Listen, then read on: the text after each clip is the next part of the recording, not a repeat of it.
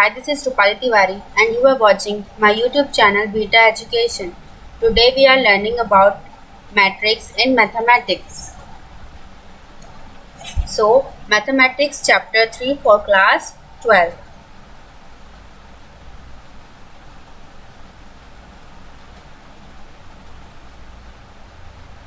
Definition matrix का. A matrix is an ordered rectangular array of numbers of function. The number or function are called the element or these entries of the matrix. Matrix को हम rectangular array में matrix के जितने भी elements होते हैं उसको हम रेक्टेंगुलर एंगुलर में शो मैट्रिक्स के जितने भी एलिमेंट्स होते हैं उसे हम रेक्टेंगुलर एरे में शो करते हैं. जैसे यहाँ लिखा है a इज इक्वल टू, ये रेक्टेंगुलर एरे है, इसके जितने भी एलिमेंट्स हैं वो किसके अंदर शो होंगे, रेक्टेंगुलर एरे में. मैट्रिक्स को हमेशा कैपिटल लेटर से ही डिनोट किया जाता है. अब मैट्रिक्स डिफाइन कैसे होते हैं देखिए. ऑर्डर ऑफ मैट्रिक्स में, अब मैट्रिक्स में रो और कॉलम को देखा जाता है. जैसे ये first column, second column, third column, fourth column and so on. वैसे कहाँ तक गया है, nth कॉलम तक गया है. अब इस side first row, second row, third row and so on, ये भी कहाँ तक गया है, mth रो तक गया है. तो इसके जितने भी एलिमेंट्स है उसको रो और कॉलम के नंबर के थ्रू ही डिफाइन करते हैं. जैसे यहाँ का जो एलिमेंट है वो यहाँ फर्स्ट रो और फर्स्ट कॉलम के अंदर आता है, इसलिए ये कौन सा एलिमेंट होगा, A11 एलिमेंट होगा. अब इसके नीचे देखिए, ये किस रो के अंदर आ रहा है, सेकेंड रो के अंदर आ रहा है और फर्स्ट कॉलम के अंदर आ रहा है, इसलिए इस एलिमेंट को हम डिफाइन करेंगे A21. वैसे एंड सो ऑन. ये क्या है, ith रो है, और कॉलम क्या है, 1 ही है, इसलिए इसको हम कैसे डिफाइन करेंगे, AI1 and so on. mth रो के लिए AM1. अब इधर सेकंड कॉलम में देखते हैं, ये सेकंड कॉलम है और ये फर्स्ट रो. पहले फर्स्ट रो के लिए a की वैल्यू फर्स्ट रो के लिए 1 ही रहेगी और ये सेकंड कॉलम है इसलिए 2. इस एलिमेंट का नाम हो गया A12. नेक्स्ट में ये सेकंड कॉलम है और सेकंड रो है तो A22 एंड सो ऑन. वैसे ही AM2. ऐसे ही सभी एलिमेंट्स को डिफाइन किया जाता है रो और कॉलम के नंबर के थ्रू. यहाँ इसमें m क्रॉस n की मैट्रिक्स हमें दी गई है, जहाँ m रो को रिप्रेजेंट कर रहा है और n कॉलम को रिप्रेजेंट कर रहा है. जब भी हम ऑर्डर ऑफ मैट्रिक्स लिखते हैं तो सबसे पहले रो को रिप्रेजेंट कराते हैं और उसके बाद फिर कॉलम को रिप्रेजेंट कराते हैं. ये क्या कहलाता है, ऑर्डर ऑफ मैट्रिक्स. अगर हम 3x3 का मैट्रिक्स बनाएं तो यहाँ क्या होगा, 3x3 लिखाएगा और इसके एलिमेंट्स बनेंगे A11, A12, A13, A21, A22, A23, next A31, A32 और A33. ये क्या है, मैट्रिक्स है. ऑर्डर ऑफ मैट्रिक्स या मैट्रिक्स को किस प्रकार रिप्रेजेंट किया जाता है वो. इसे जनरली शॉर्ट फॉर्म में लिखा जाता है A is equal two rectangular array के अंदर AIJ M क्रॉस N. यहाँ I रो की वैल्यू को रिप्रेजेंट करता है और J कॉलम की वैल्यू को रिप्रेजेंट करता है. नेक्स्ट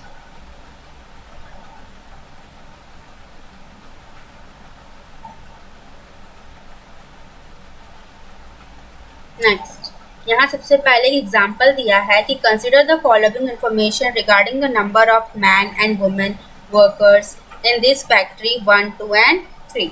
यहाँ फर्स्ट फैक्ट्री है, सेकंड फैक्ट्री है और थर्ड फैक्ट्री है. उसमें मैन वर्कर्स की नंबर दिए हैं और वुमेन वर्कर्स के नंबर दिए हैं. इसे हमें 3x2 मैट्रिक्स में रिप्रेजेंट करना है. मतलब यहाँ रो की नंबर्स होंगे 3 और कॉलम के नंबर्स होंगे 2. तो इसे देखिए कैसे रिप्रेजेंट किया गया है.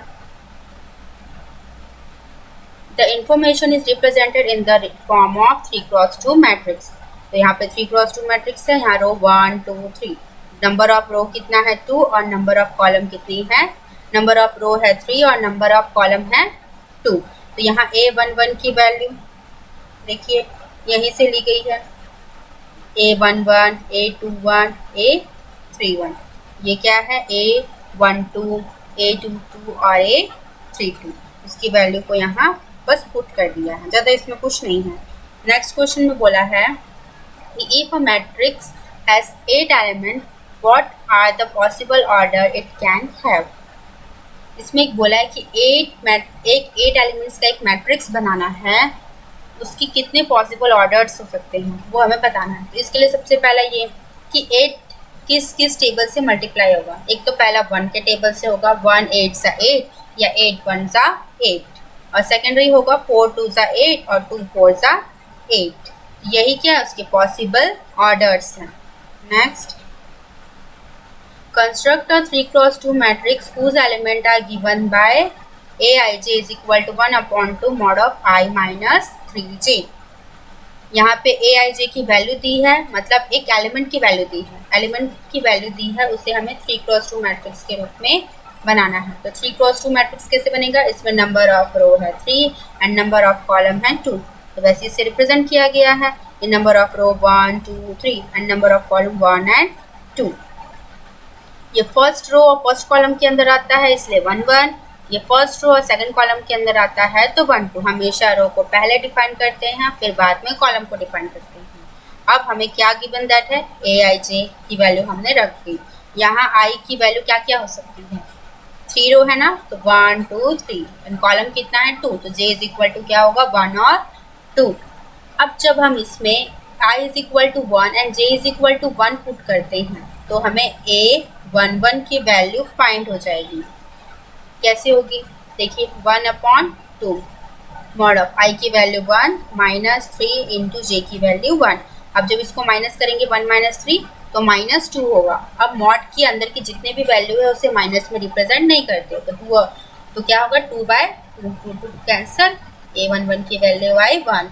इसी तरह similarly i is equal to 1 और j इज इक्वल टू 2 रखेंगे तो a12 की वैल्यू आएगी, और सारी की सारी वैल्यू हम निकाल सकते हैं इसमें वैल्यू को पुट करके। फिर हमें जो एलिमेंट्स की जो वैल्यू आएगी उससे नंबर वाइज या लाइन वाइज पुट कर देंगे। Next, types of matrix. अब मैट्रिक्स के कितने टाइप्स होते हैं, सबसे पहला है कॉलम मैट्रिक्स। कॉलम मैट्रिक्स मतलब जहाँ पर नंबर ऑफ कॉलम से 1 होगा वो क्या कहलाएगा, कॉलम मैट्रिक्स। वहाँ रो की नंबर ऑफ रो नहीं देखेंगे, वहाँ सिर्फ नंबर ऑफ कॉलम देखेंगे, कॉलम सिर्फ 1 ही होना चाहिए, वो कॉलम मैट्रिक्स कहलाएगा। सेकेंड है रो मैट्रिक्स, यहाँ नंबर ऑफ रो 1 रहेंगे भले कॉलम की संख्या कितनी भी हो। Next, square matrix. Square matrix मतलब जहाँ number of row and number of column की जो वैल्यू है वो दोनों इक्वल होनी चाहिए। It means m is equal to n आना चाहिए। Next, diagonal matrix. Diagonal matrix it means diagonal matrix, इसमें जब डायगोनल, इसमें जो वैल्यू होती है सिर्फ डायगोनल की वैल्यू होती है। ये जो हमें दिख रहा है ये क्या है, एक डायगोनल है, और बाकी इसके जितने भी इधर एलिमेंट्स है ये और ये क्या है, नॉन डायगोनल है। इधर नॉन डायगोनल की जो वैल्यू है वो 0 आनी चाहिए, बाकी की कुछ नंबर्स होनी चाहिए। ये क्या कहलाएगा, डायगोनल। यहाँ डायगोनल की वैल्यू नॉन ज़ीरो नहीं होनी चाहिए, तो ये कौन सी मैट्रिक्स कहलाएगी, diagonal matrix. Next, scalar matrix. Scalar matrix it means जहाँ डायगोनल की जो वैल्यू है वो इक्विवेलेंट होनी चाहिए, दोनों क्या होनी चाहिए, जितने भी वैल्यू होगी डायगोनल की वो इक्वल होनी चाहिए, वो क्या कहलाएंगे, स्केलर मैट्रिक्स कहलाते हैं। Next, identity matrix it means इसके डायगोनल में, इसकी डायगोनल के जितने भी एलिमेंट है वो 1 होनी चाहिए, वो क्या कहलाएंगे, आइडेंटिटी मैट्रिक्स। इससे आई से रिप्रेजेंट भी किया जाता है, कैपिटल आई के थ्रू। Next, zero matrix. अब जीरो मैट्रिक्स से समझ में आ रहा है कि इसके सारे के सारे एलिमेंट्स क्या होंगे, जीरो होंगे, इसे हम क्या कहेंगे, जीरो मैट्रिक्स। इसे हम नल मैट्रिक्स भी कहते हैं। Next, equality of matrix. Equality of matrix मतलब हम कोई भी दो मैट्रिक्स लेते हैं, एक ए लिए और एक बी लिए, हम दोनों को इक्वल तब बोलेंगे जब दोनों के ऑर्डर सेम हो। दोनों को ऑर्डर सेम हो मतलब सपोज ए जो है वो 2x3 का मैट्रिक्स है, तो बी भी 2x3 का मैट्रिक्स भी होना चाहिए, और उसके जो आपस के जो एलिमेंट्स हैं, जैसे ये a11 का एलिमेंट और इसके भी a11 का एलिमेंट, दोनों क्या होने चाहिए, इक्वल होने चाहिए, तो वो क्या कहलाएगा, इक्वालिटी ऑफ मैट्रिक्स। नेक्स्ट, अब इधर एग्जाम्पल के थ्रू समझाया गया है। ये इक्वालिटी ऑफ मैट्रिक्स का एग्जाम्पल है। क्वेश्चन दिया है, अब इसमें देखिए दो मैट्रिक्स दिया और दोनों को क्या लिखा है, बीच में इक्वल लिखा है। तो इसका जो A11 का एलिमेंट है और सेकेंड वाले मैट्रिक्स का A11 का एलिमेंट, दोनों को हम क्या लिए, इक्वल लिए। और दोनों को जब इंटरचेंज कराए, मतलब x + 3 इक्वल टू क्या आया, 0 आया। तो 3 को इंटरचेंज कराने पर क्या मिला हमको, x = -3। इट मीन्स किसकी वैल्यू हमको मिली, x की वैल्यू हमें मिल गई। और वैसे ये A12 के एलिमेंट है z + 4 और यहाँ A12 का एलिमेंट है 6। दोनों को जब इक्वल करेंगे तो हमें z की वैल्यू मिल जाएगी। सेम वैसे ये A13 है और ये भी A13 है। दोनों की वैल्यू को इक्वल कराएंगे तो y की वैल्यू हमें मिल जाएगी। इसी तरह हम इसे सॉल्व करके जितनी भी वैल्यू है हम इसे फाइंड आउट कर सकते हैं, लेकिन हम सिर्फ उन्हीं एलिमेंट को इक्वल कर सकते हैं जो एक दूसरे के करस्पॉन्डिंग हो। इट मीन्स ये A11 के एलिमेंट है तो ये भी A11 के एलिमेंट है, तभी हमने इक्वल किया। हम A11 के एलिमेंट को A12 के एलिमेंट के साथ इक्वल नहीं कर सकते। हम एक जो भी एलिमेंट है वो एक दूसरे के क्या होने चाहिए, करस्पॉन्डिंग होने चाहिए। उन्हीं करस्पॉन्डिंग एलिमेंट्स को हम इक्वल करेंगे और बाकी की वैल्यू को फाइंड आउट करेंगे। जैसे यहाँ पे और दिया है B-3 और इधर दिया है 2B + 4। दोनों ही A31 के एलिमेंट है। दोनों को अगर हम इक्वल करेंगे तो हमें B की वैल्यू मिल जाएगी। नेक्स्ट अगला क्वेश्चन भी सेम इसी बेस पे दिया है कि find the value of A, B, C, D from the following equation. इसमें भी हम A11 के एलिमेंट को सेकेंड वाले मैट्रिक्स के A11 के एलिमेंट के थ्रू के इक्वल करेंगे और उसकी वैल्यू को निकालेंगे। अब इसे सॉल्व करना पड़ेगा। जैसे यहाँ लिखा है 2a + b इक्वल टू आएगा 4, a - 2b equal to -3 and 5c - d equal to 11 and 4c + 3d equal to 24। तो इसकी वैल्यू तो डायरेक्ट निकाली नहीं जा सकती, तो इसे सॉल्व करना पड़ेगा। तो इसे सॉल्व कैसे करेंगे, जैसे आप दो मेथड से सॉल्व कर सकते हैं। जैसे यहाँ पे लिखा है 2a + b, ये भी a और b के टर्म का ही एलिमेंट है। तो जो ये 2a + b है इसमें से आप a की वैल्यू निकाल लीजिए। 2a + b इक्वल टू 4 है तो इससे आप a की वैल्यू निकाल के इसमें पुट कराएंगे तो आपकी b की वैल्यू भी आ जाएगी। तो जब b की वैल्यू आ गई तो इस एलिमेंट में पुट करा दीजिए तो हमें a की वैल्यू भी मिल जाएगी। तो a और b दोनों की वैल्यू हमें मिल जाएगी। इस तरह भी आप सॉल्व कर सकते हैं। या फिर आप यहाँ क्या लिखा है 2a + b और यहाँ लिखा है a - 2b, तो इसमें हम 2 से मल्टीप्लाई करेंगे तो यहाँ क्या हो जाएगा, ये 2b हो जाएगा और ये हो जाएगा 4। अब जब हम दोनों को प्लस करेंगे तो ये 2b वाला वैल्यू कट जाएगा, इससे हमें a की वैल्यू मिल जाएगी। तो या तो आप इस मेथड से भी सॉल्व कर सकते हैं या वो वाले मेथड से भी सॉल्व कर सकते हैं, जैसे मैंने आपको पहले बताया। नेक्स्ट अब यहाँ स्टार्ट है एक्सरसाइज। अब एक्सरसाइज में सबसे फर्स्ट क्वेश्चन ये है कि इन अ मैट्रिक्स A, इधर एक मैट्रिक्स दिया है A का, यहाँ पे नंबर ऑफ रो है 3 एंड नंबर ऑफ कॉलम है 4। इट मीन्स इसका ऑर्डर क्या होगा, 3 × 4 का। सबसे पहला क्वेश्चन भी वही पूछा है, the order of the matrix. The order of the matrix क्या होगा, 3 × 4। द नंबर ऑफ एलिमेंट्स 3 × 4 है, मल्टीप्लाई कर दीजिए 12 एलिमेंट्स आएंगे। Right the elements. अब A13 का एलिमेंट क्या है, A13 वाला कौन है, A13 मतलब फर्स्ट रो और थर्ड कॉलम। तो ये फर्स्ट रो है और ये थर्ड कॉलम है, तो इसका एलिमेंट क्या होगा, A13 का 19। एग्जैक्टली आप आगे की भी वैल्यू आप ऐसे ही फाइंड आउट कर सकते हैं।